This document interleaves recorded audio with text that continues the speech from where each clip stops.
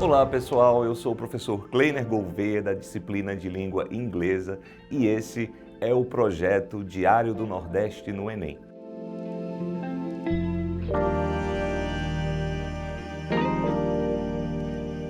Bom, uma das coisas que mais se pergunta sobre a prova de língua inglesa no Enem é sobre a estrutura dessa prova, como que essa prova se apresenta.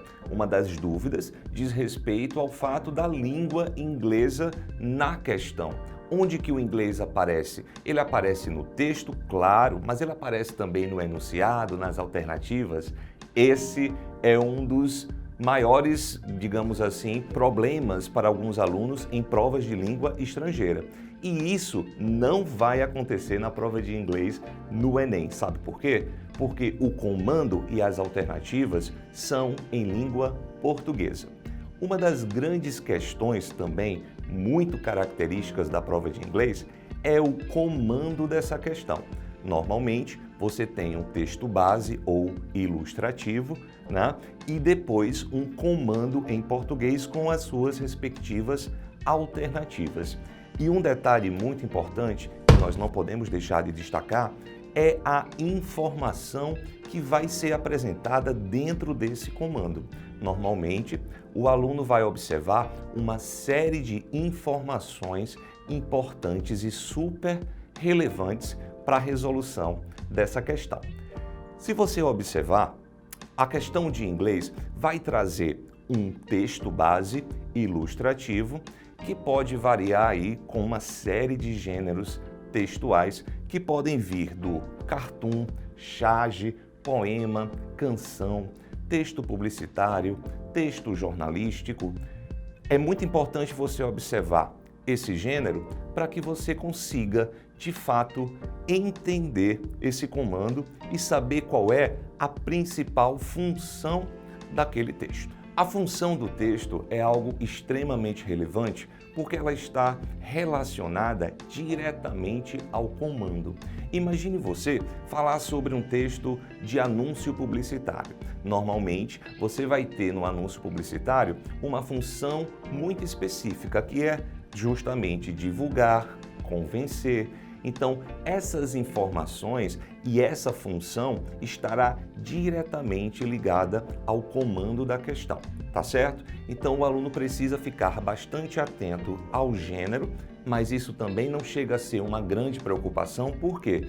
Porque o próprio comando já normalmente determina, avisa ao aluno qual é o gênero. No anúncio publicitário acima, no poema acima, então não há nenhum mistério em relação ao gênero textual.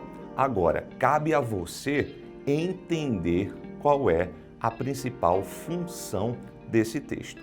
Então, entender um pouquinho dos gêneros e tentar variar ao máximo a sua leitura desses gêneros vai fazer toda a diferença para resolver essa prova. Vamos observar na questão que a gente pode ver aqui uma grande observação que é necessária sempre que você vai resolver uma questão de inglês. Observe a estrutura, né? Você vai ter o texto base ou texto ilustrativo, o comando em português, como eu falei para vocês, e as alternativas também em português. Esse comando faz toda a diferença no que diz respeito às informações necessárias para que você resolva corretamente a sua questão. Nosso objetivo é acertar as 5 questões de inglês que compõem a prova de linguagens e suas tecnologias, ok? Então vamos dar uma olhadinha na questão e entender basicamente como que o Enem aborda esses textos e como que esses comandos normalmente acontecem. Vamos lá? Olha só, nessa questão a gente pode observar um poema. Se por acaso você, aluno, tiver dificuldade em perceber que se trata de um poema, de repente pode ser uma música, de repente pode ser um outro tipo de texto. Se você tiver esse problema, o comando vai resolver esse problema. Você vai observar que a primeira coisa que se lê no caso do comando é o poema, a poesia, a poeta. Ele vai sempre dar um jeito de dizer qual é o gênero textual que está sendo ali demonstrado, tá certo? Então vamos direto, porque assim, determinado o texto, a grande dica que a gente dá é: vai direto para o comando, porque você já volta para o texto sabendo exatamente o que você vai procurar, ok? Então vejam só o comando dessa questão. A poetisa Kamala Das, como muitos escritores indianos, escreve suas obras em inglês, apesar de essa não ser sua primeira língua. Nesses versos, ela... Bom, pessoal, observem a quantidade de informações que a gente pode observar somente nesse comando. A gente consegue ver que se trata de uma poesia, o autor é uma poetisa indiana, ele ainda diz que ela escreve suas obras, ou seja, também seus poemas, em inglês, tá? Apesar de essa não ser a sua primeira língua. Olha como é interessante para você essa questão com esse comando. A quantidade de informações que você deve observar para agora voltar no texto e tentar buscar essa informação, que é a alternativa correta, tá? Então, basicamente, agora você faz a leitura desse texto base, que tem um detalhe interessante, hein? No Enem, normalmente esses textos são super curtos, não tem textos muito longos que demandam uma grande quantidade de tempo para serem lidos. Isso é uma boa notícia para você que vai fazer prova de inglês no Enem. Então vamos para o texto? Don't write in English, they said. English is not your mother tongue. The language I speak becomes mine, its distortion, its queerness, all mine. Mine alone. It's half English, half Indian, funny perhaps, but it's honest. It's as human as I am human. It voices my joys, my longings, my hopes. Kamala Das, poema escrito em 1965. Uma informação importante: nunca ignore a fonte do seu texto, tá? É sempre bom dar uma olhada nisso. Então o comando diz que no caso aí, nesses versos, o que é que a poetisa Kamala Das quer dizer? Que mensagem ela quer transmitir? E é isso que a gente vai buscar agora nas nossas alternativas. Olha só o que diz a alternativa A. Usa a língua inglesa com efeito humorístico. Bom, se a gente observar lá nos versos que eu acabei de ler para vocês, ela pode até falar a palavra funny, né? Funny, perhaps. E funny é uma palavra em inglês que significa divertido, engraçado. Algumas pessoas podem achar que essa palavra revela algum sentido humorístico nessa questão, mas de fato é apenas uma característica que ela dá para a sua forma de usar a língua inglesa, mas ela não destaca um efeito humorístico dentro desse poema, tá? Então cuidado com algumas palavrinhas que podem nos levar a acreditar em algumas alternativas que não são verdadeiras, ok? Vamos para a alternativa B? Ela diz o seguinte na alternativa B: recorre a vozes de vários escritores ingleses. Bom, se você observar, não há citação nenhuma de qualquer escritor. Ela pode até colocar uma influência, mas isso não foi mencionado no texto e o Enem jamais vai cobrar de você um conhecimento específico em poesia indiana. Calma, não é necessário. Então, de fato, o texto não deixa claro que ela usou alguma voz de um outro poeta, né? Então fiquem tranquilos. Se isso não estiver explícito no texto, você pode acreditar que a alternativa B não é verdadeira. Vamos para C? Adverte sobre o uso distorcido na língua inglesa. Mais uma palavra que pode nos levar a acreditar que essa alternativa C é verdadeira é a palavra distortions, que aparece lá em um dos nossos versos, né? It's distortions, it's queerness. Então o aluno pode pensar, ela falou distorções, então tem tudo a ver com o que ele fala, uso distorcido. Muita gente confunde essa alternativa B, porque tem a palavra distortions lá no texto e ela fala da questão do uso distorcido. Bom, ela caracteriza o uso distorcido do inglês na língua dela, na maneira como ela, Kamala Das, fala inglês. Ela não está falando do uso distorcido da língua inglesa como um todo, de forma geral. Ela está falando da maneira como ela usa esse inglês. Por isso, a alternativa C não pode ser ainda a nossa resposta.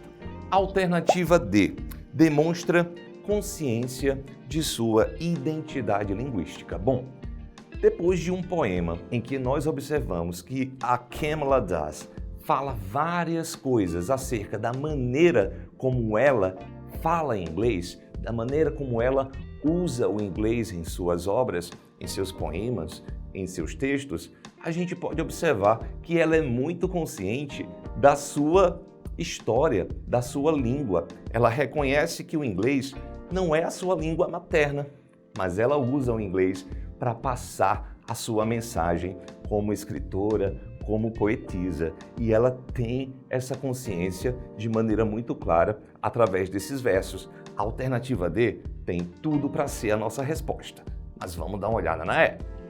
A alternativa E reconhece a incompreensão na sua maneira de falar inglês. Bom, se você observar a alternativa, ele fala de incompreensão, ou seja, as pessoas não compreendem o inglês que ela fala.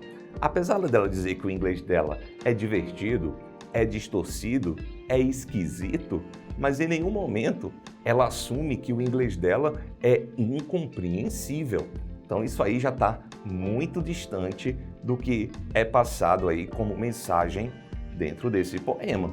Então, de fato, gente, nós podemos perceber que a grande questão colocada aí pela Kamala em seu poema é a ideia da sua consciência, da sua identidade linguística. Então, a alternativa D acabaria sendo aí a resposta correta. Então, pessoal, a gente acaba de ver um exemplo muito comum de questões que podem cair na prova de inglês do Enem, né? Baseado em todas essas informações que a gente tem das últimas 10 edições, desde que o inglês começou a fazer parte da prova de linguagens e suas tecnologias. Então, basicamente, nós temos um texto base em inglês, claro, e um comando e alternativas em língua portuguesa.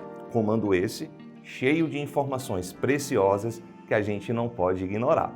Então, as dicas são muito simples. Você precisa sempre, para se preparar e se sentir de fato preparado para a prova de inglês, é interessante que a gente, primeiro, identifique os textos de cada questão. É poema, é charge, e reconheça as principais características de cada um desses gêneros.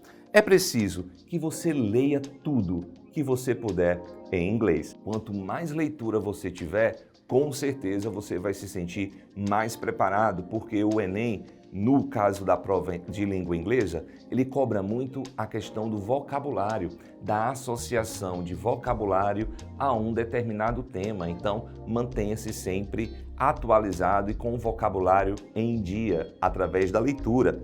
E encontre sempre, ao ler um texto, pelo menos uma palavra-chave, porque ela vai te nortear em relação ao conteúdo daquele texto. Mas, claro, não se prenda àquelas palavras que de repente você não lembra o significado. Isso não vai determinar que você irá acertar ou errar a questão. Ok, gente? Então é isso, a gente fez aqui a nossa análise de uma prova de língua inglesa através de uma das questões que já caíram, que já fizeram parte da prova de inglês no Enem, e eu me despeço de vocês. Até a próxima! Olá pessoal, tudo bem? Eu me chamo professora Marcela Amanda e hoje eu vim aqui dar dicas para você tirar sua nota 1000 na redação do Enem. E eu tô aqui hoje no projeto Diário do Nordeste no Enem.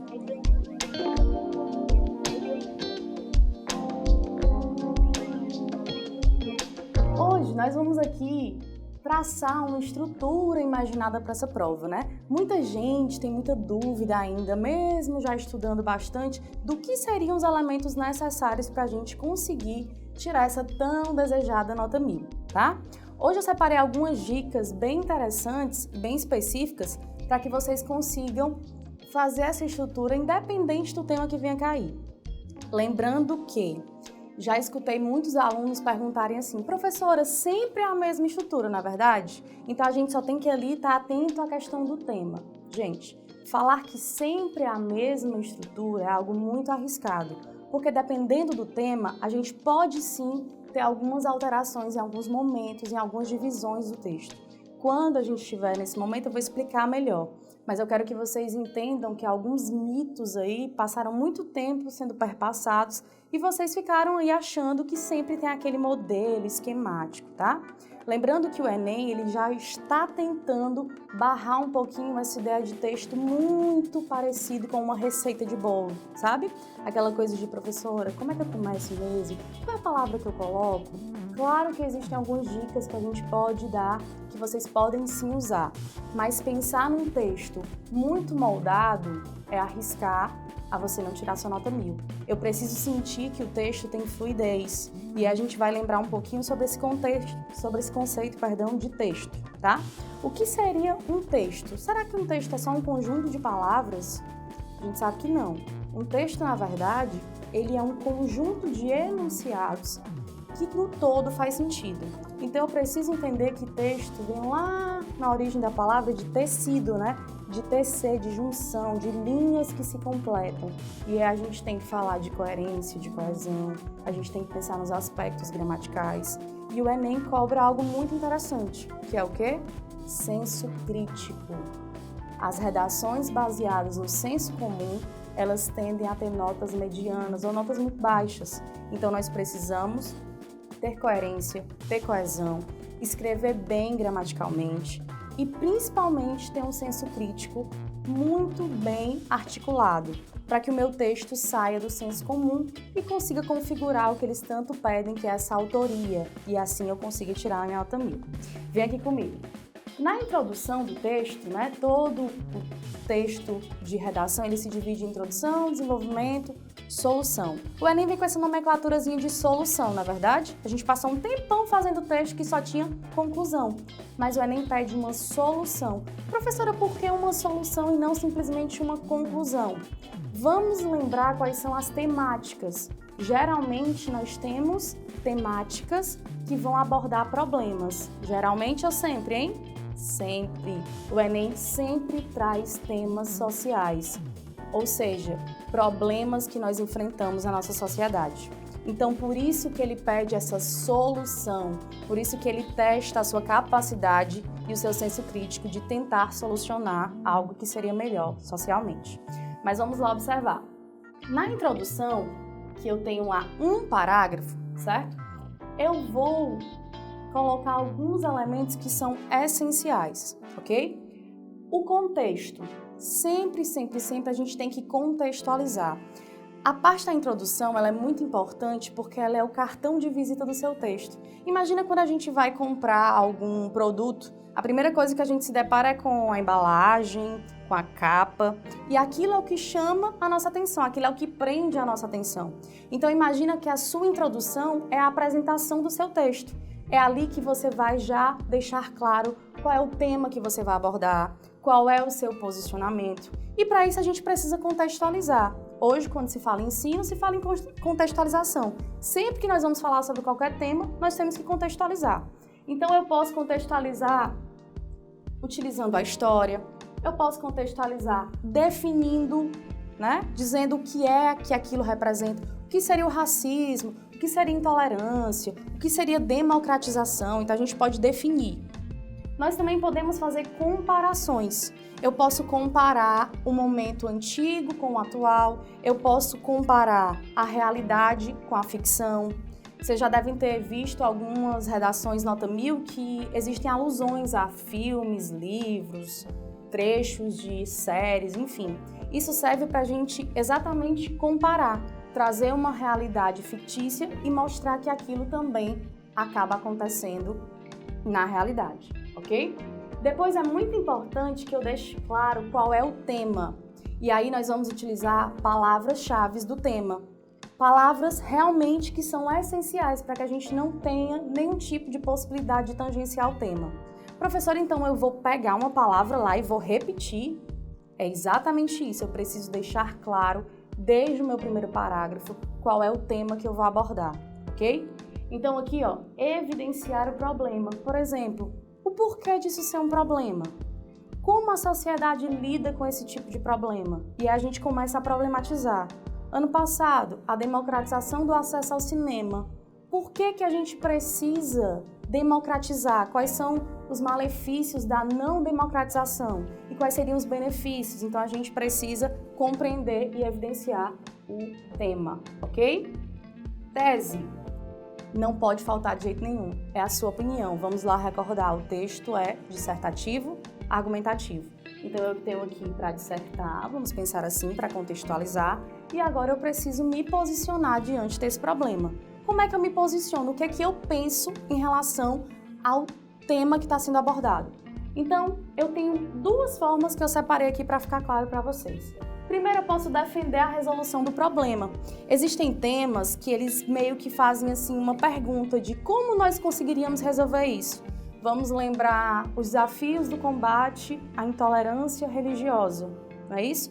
Parece que ele está perguntando quais são os desafios. E aí eu já poderia criar a minha tese defendendo a resolução do problema. Professora, mas se eu fizer isso lá na hora de solucionar, não vou estar repetindo? Não tem problema, porque aqui a gente está sendo genérico, a gente não está sendo específico. A gente não vai detalhar ainda, tá? Então essa é uma opção dependendo da temática. Por isso que eu disse que não tem uma estrutura completamente fixa. Depois eu também posso ter outra opção na tese. Justificar a persistência. Confirmar que de fato aquilo é um grave problema e que nós precisamos dar atenção a ele. E eu já posso usar dois motivos, elencar dois motivos que seriam, na minha percepção, os mais representativos para que esse problema tenha sido tão forte, ou que seja tão forte, tá? E aí, usando aqui a ideia dos motivos, a gente vem para o desenvolvimento. Olha que interessante, eu tenho 2 parágrafos de desenvolvimento. E aqui eu tenho 2 motivos. O que é que a gente já sabe? Que a gente vai utilizar um motivo em cada parágrafo, ok? Então, olhando para essa parte do desenvolvimento, eu quero que vocês prestem bastante atenção. É uma das partes mais importantes do meu texto, porque é aqui onde eu vou conseguir trazer repertório sociocultural também, com mais força. Não que eu não possa trazer na introdução, mas aqui eu consigo ter mais consistência. É aqui que eu consigo opinar, tá? Então, observem aqui, como é que a gente estrutura os 2 parágrafos de desenvolvimento. Eu coloco um articulador, que é um elemento coesivo, lá da competência 4, que a gente está sendo analisado nesse momento. Depois eu vou para o tópico frasal. O que é o tópico frasal? É uma afirmação. Eu preciso afirmar algo. Eu preciso utilizar o motivo que eu mencionei lá na minha introdução e afirmar aqui. Depois eu vou para ampliação. Professor, o que seria essa ampliação? É o desenvolvimento, é a sua opinião. É onde você vai traçar estratégias argumentativas. Porque se eu ficar simplesmente no que eu escutei, no que eu ouvi falar, sem trazer estratégias argumentativas, o meu texto ele vai estar baseado no senso comum. E quais são essas estratégias argumentativas que eu posso utilizar para fazer a ampliação dessa minha afirmação? Eu posso trazer dados, eu posso trazer citações, eu posso trazer exemplos, eu posso trazer trechos de livros, de poemas, de músicas, certo? Tudo isso eu posso utilizar, porque isso que se configura como fato. E a partir do que eu coloco, eu vou para a minha opinião. Professora, como assim? Às vezes o aluno pega várias informações, dados, pesquisas e começa a jogar lá no parágrafo. O seu texto ele vai ficar expositivo, ele não vai ficar argumentativo. Você precisa colocar o dado e dar a sua opinião. Você precisa mencionar uma notícia e se posicionar. Você precisa colocar uma citação e fazer a relação de autoria do seu senso crítico em relação àquela citação. Então não adianta eu só juntar um montão de informação, colocar no meu parágrafo e aí ele vai estar o quê? Expositivo, certo? Então a gente conclui esse desenvolvimento dessa forma. Depois nós vamos para a parte de solução. A solução eu também tenho um articulador e aí eu tenho retomada de tese. Olha que interessante, porque eu também estou concluindo o meu texto. Então eu retomo a minha tese e aí eu vou para uma parte que é muito importante, que é a intervenção. A intervenção ela é responsável lá pela competência 5, que é capaz de lhe dar 200 pontos para a gente conseguir fechar esses 1000. Então, o que eu preciso ter na minha intervenção do texto?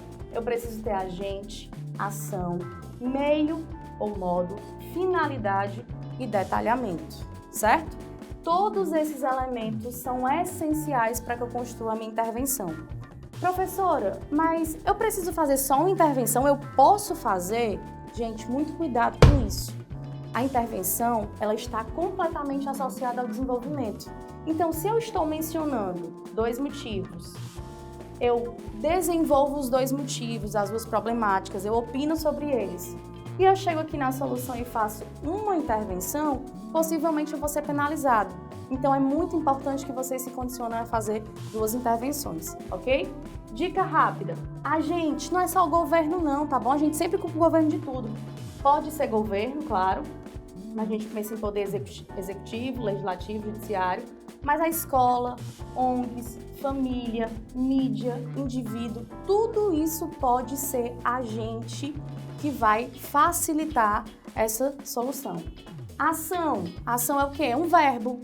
Conscientizar, criar, unir. O que é que a ação vai ser? Qual ação vai ser feita, tá?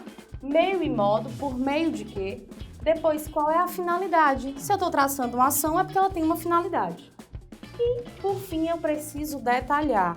Isso aqui é que vai fazer a grande diferença entre os 160 e os 200 pontos. Então, vocês precisam detalhar o meio ou modo. Professora, posso detalhar a ação?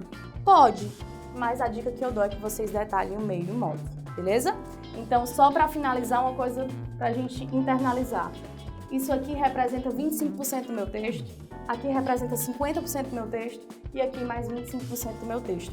Eu não posso ter uma introdução maior que o meu desenvolvimento, eu não posso ter uma solução maior que o meu desenvolvimento, ok? Porque é exatamente no desenvolvimento em que a gente faz a nossa maior articulação de argumentação, de demonstrar autoria e de conseguir deixar claro o nosso posicionamento para que a gente se distancie do senso comum.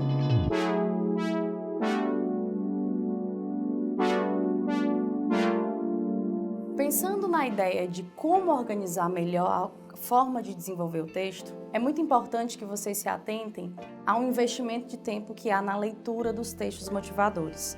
Muita gente, apressado, com medo do tempo, lê rapidamente o tema e às vezes nem chega a ler todos os textos motivadores e acabam tangenciando. O que é isso? Não compreendem de fato qual é o recorte temático e acabam escrevendo algo que não tem uma relação direta, certo?